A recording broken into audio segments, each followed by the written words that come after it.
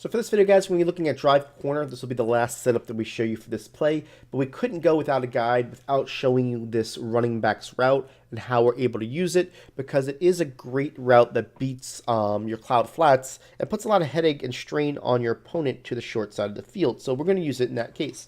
So what we're going to do is, short side of the field being the right hash mark, that player will get open against cloud flats and hard flats initially if the guy's coming from the top, and we'll get into that in a second. Let's just talk about cover two real quick. Here's cloud flats. We can press them. It doesn't really matter what we do as long as they're in cloud flats. If I put the B on a streak, I have the ability to drive him back. So what I'm going to do is I'm going to move this guy over.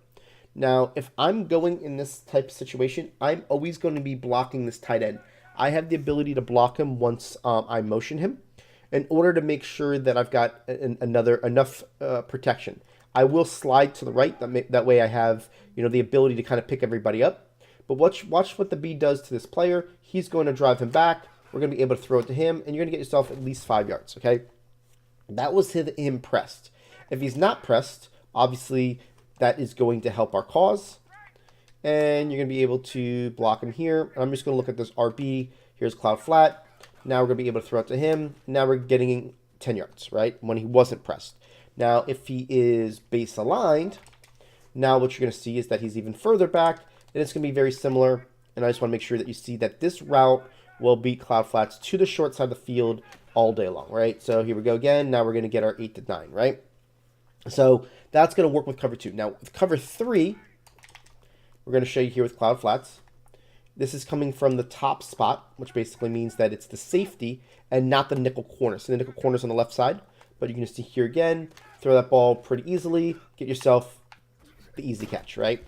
Now let's go talk about cover 3, and we'll flip this, right? So now we're going to put the nickel side on the same side with cloud flat. And we just did that. And we're going to move this guy over. And I'm just going to illustrate right now, we're just talking cloud flat, right?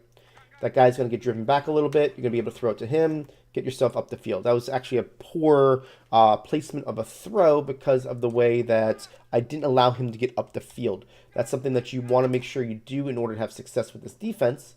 With the throw in this offense, is that we want to make sure that we've got the ability to allow him to turn up the field. So here it is again, cloud flat from the short position. We're throwing it to him, and you're going to see that we're going to be able to get up the field, okay?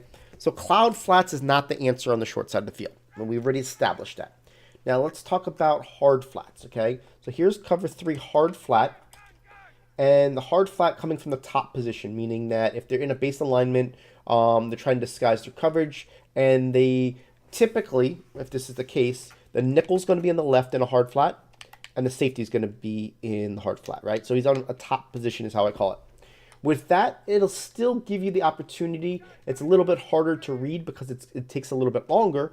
But if you misread it, you're still going to say, okay, he's open. Let me throw it to him. I'm only going to get a couple yards. Okay? So I want to make sure it's not the end of the world if you misread that one. Okay? Now, the one that's going to be the easy read is when we flip this and we make sure that the hard flat is on the right side of the field, right? So I'm just going to go, something like this. Now, in this instance, I'm going to show you what the read is. Okay, do the same thing here. The read is look to the right. If he's not open, we're going to throw it to the left. Real simple. Here we look to the right. He's not what I want. Now I'm going to go look to the left.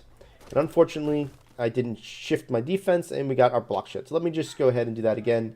And that's why sometimes, guys, you basically, and I've said this a couple times in this guide, make sure you don't take shortcuts and do your right adjustments, or you will have more opportunity for block shed. So again, move this guy over, and this time I'm going to shift right just to make sure that I've got all my guys covered.